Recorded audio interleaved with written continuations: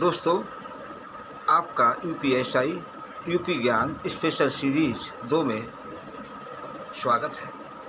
दोस्तों, UPSI special series 2 इसलिए हमें जल्दी बनानी पड़ गई क्योंकि स्पेशल सीरीज 1 में क्वेश्चन नंबर 6, क्वेश्चन नंबर 11 व एक क्वेश्चन और जिसमें आंसर गलत हो गए थे।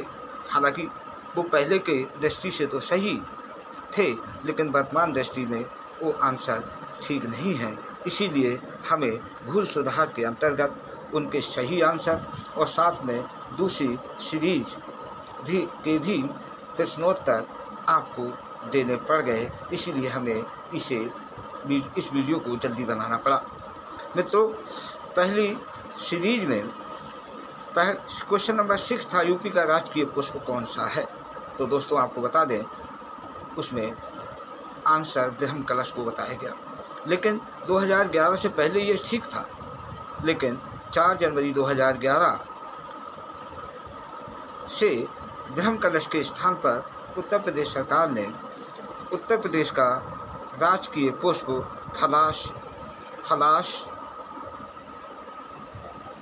फलाश अर्थात टिशू को घोषित कर दिया। तो मित्रों, आज के संदर्भ में इसका आंसर फलाश या टिशू ही उचित माना जाएगा। इसलिए इस आंसर को ब्रह्म कलश को ना पढ़कर फलाश अथवा टिशू को पढ़िए, इसको सही मानिए। क्वेश्चन नंबर 11वां, यूपी में विधान परिषद में कुल सदस्य संख्या कितनी है।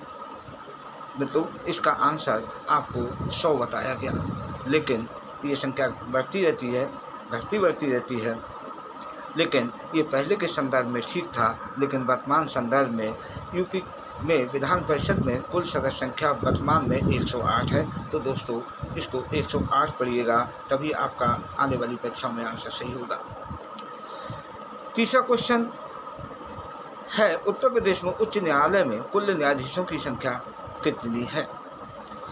मित्रों, इसका आंसर आपको 95 बताया गया, लेकिन ये पहले की दृष्टि से सही था, पहले थे, उसके बाद ये 100 भी हुए, लेकिन वर्तमान संदर्भ में ये आंसर गलत है। वर्तमान में उत्तर प्रदेश उच्च न्यायालय में कुल न्यायाधीशों की संख्या 160 है, जिनमें परमानेंट 76 यानी स्थायी न्यायाधीश 76 हैं और अतिरिक्त यानी एडिशनल न्यायाधीश 84 हैं। तो इस तरह से ये सही आंसर, इनको आप चाहे लिख लीजिएगा या याद कर लीजिए। पहले वाले आंसरों को उचित ठीक मत मानिए। जो आज जो बताए करेक्शन भूल सुधार के अंतर्गत बताए जा रहे हैं, इन आंसर्स को ये प्रमाणिक हैं, सत्य हैं, इनको याद कर लीजिए, जिससे आने वाले प्रश्नों में आपसे गलती ना हो सके।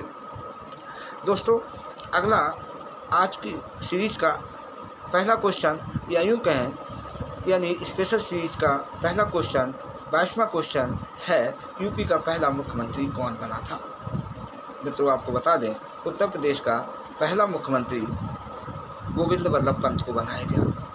हम आपको बता दें दोस्तों, भारत शासन अधिनियम 1935 के तहत भारत के लिए एक अंग्रेजों ने संविधान बनाया, जिसके तहत 1937 में देश में चुनाव कराए गए। उस समय यानी 11 प्रांत ब्रिटिश सरकार के अधीन थे, उनमें एक उत्तर प्रदेश भी था। 1937 के चुनाव में कांग्रेस की 6 प्रांतों में सरकार बनी, उनमें एक उत्तर प्रदेश भी था। इन 6 प्रांतों में कांग्रेस ने अपने नेताओं को मुख्यमंत्री बनाया। इनमें उत्तर प्रदेश में गोविंद वल्लभ पंत को उत्तर प्रदेश का मुख्यमंत्री बनाया गया। मित्रों, हम आपको बता दें, 1937 में प्रांतों के मुख्यमंत्रियों को प्रीमियर कहा जाता था। प्रीमियर यानी प्रधानमंत्री, प्रीमियर यानी प्रधानमंत्री। लेकिन 26 जनवरी 1950 के बाद इन मुख्यमंत्रियों को मुख्यमंत्री के नाम से ही जाना जाने लगा और आज भी इन्हें मुख्यमंत्री जाना जाता है। इसीलिए उत्तर प्रदेश का पहला मुख्यमंत्री कौन था?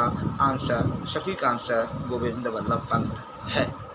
अगला क्वेश्चन है आपका है, वर्तमान में यूपी में कुल कितने केंद्रीय कारागार हैं। दोस्तों, हम आपको बता दें, वर्तमान में उत्तर प्रदेश में 5 केंद्रीय कारागार हैं। ये 5 केंद्रीय कारागार में एक बरेली में है, दूसरा आगरा में है, तीसरा बनारस यानी वाराणसी, चौथा फतेहगढ़, पाँचवा नैनी में। दोस्तों, इन सब में सबसे पुराना केंद्रीय कारागार आगरा में है, जो सन 1848 में अंग्रेज़ों के समय में बनाया गया था। हम आपको बता दें, ये उत्तर प्रदेश का ही सबसे पुराना नहीं बल्कि भारत का भी या हमारे देश का भी सबसे पुराना कारागार है। तो मित्रों, ये क्वेश्चन अपने में महत्वपूर्ण है, इसको याद कर लीजिएगा। अगला क्वेश्चन आता है, यूपी की पहली महिला मुख्यमंत्री कौन बनी थी? मित्रों, या यूँ कहें, यूपी की पहली महिला मुख्यमंत्री जो थी वो सुचेता कृपलानी थी। सुचेता कृपलानी को यूपी की पहली महिला मुख्यमंत्री माना जाता है। तो इसका आंसर कृपा सुचेता लानी है। अगला क्वेश्चन आता है, यूपी के पहले लोकायुक्त कौन नियुक्त किए गए थे? तो मित्रों, आपको बता दें, उत्तर प्रदेश के पहले लोकायुक्त विशंभर दयाल को नियुक्त किया गया था। आप जानते होंगे लोकायुक्त कौन होता है। अगर नहीं जानते हैं तो आपको संक्षिप्त में बता देते हैं। भारत में यानी केंद्र में भ्रष्टाचार को रोकने के लिए लोकपाल के पद की व्यवस्था है और राज्यों में लोकायुक्त के पद की व्यवस्था है। भारत में लोकपाल और लोकायुक्त नामक पदों का जो कॉन्सेप्ट है या पद की अवधारणा है, वो स्वीडन में एक संस्था ओम्बुड्समैन संस्था थी, उसके आधार पर स्वीडन से ये लिया गया है। दोस्तों, लोकपाल केंद्र में, राज्यों में लोकायुक्त, ये दो पद ये ऐसे हैं, केवल यही भ्रष्टाचार को रोकने से संबंधित नहीं है, कुछ अन्य संस्थाएं भी हैं जो भ्रष्टाचार पर अंकुश लगाती हैं। तो मित्रों, ये कुल मिलाकर आपका क्वेश्चन है, यूपी के पहले लोकायुक्त कौन नियुक्त किए गए? आंसर इसका विशंभर दयाल बनता है। नेक्स्ट क्वेश्चन आता है, यूपी का कुल क्षेत्रफल कितना है? मित्रों, उत्तर प्रदेश का कुल क्षेत्रफल 2,40,928 वर्ग किलोमीटर है। 2,40,928 वर्ग किलोमीटर जो क्षेत्रफल है, ये उत्तर प्रदेश का क्षेत्रफल, ये महत्वपूर्ण प्रश्न है, इसको याद कर लीजिएगा। अगला क्वेश्चन आता है, यूपी का क्षेत्रफल भारत के क्षेत्रफल का कितने प्रतिशत है? बहुत ही महत्वपूर्ण प्रश्न है। दोस्तों, उत्तर प्रदेश का क्षेत्रफल भारत के कुल क्षेत्रफल का 7.35 यानी 7.35% है।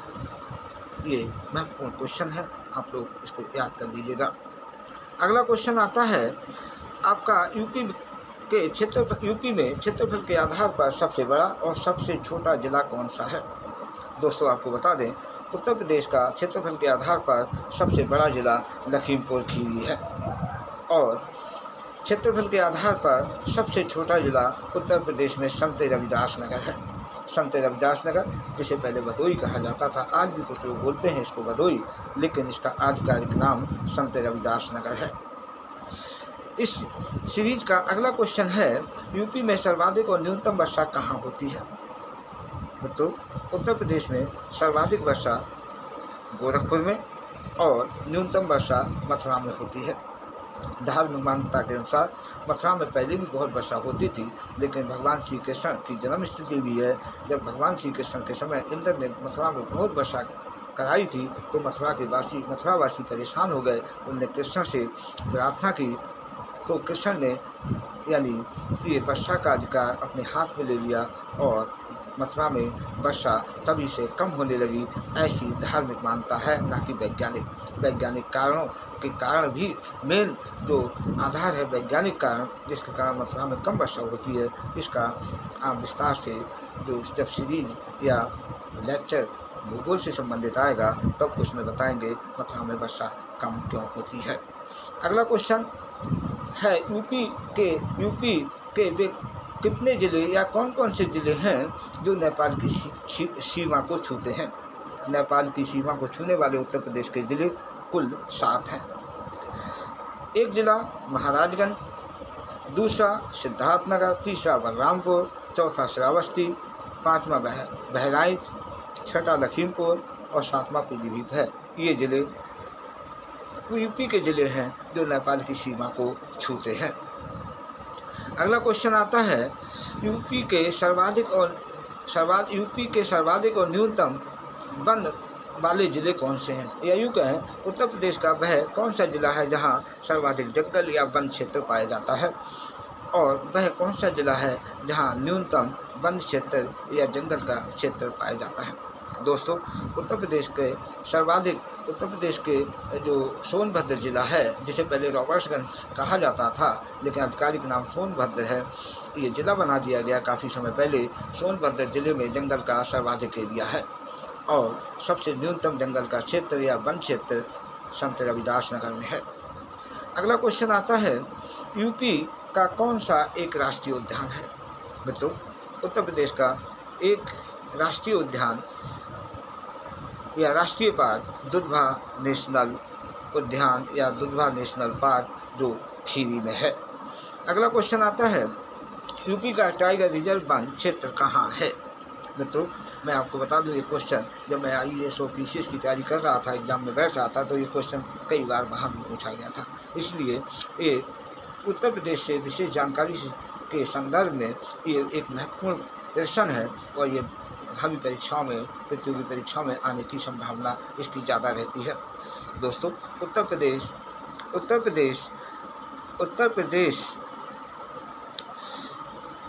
या यूपी का टाइगर रिजर्व वन क्षेत्र पीलीभीत ज़िले में है, यानी ये पीलीभीत ज़िले में पड़ता है। यहाँ बहुत बड़ी संख्या में शेरों को लाकर छोड़ा गया है, जो कि ग्रामीण आसपास के गांवों में ये जंगल से शेर निकल जाते हैं और वहाँ के ग्रामीण लोगों को क्षति पहुँचाते हैं और बहुत से लोगों को ये खा भी गए हैं।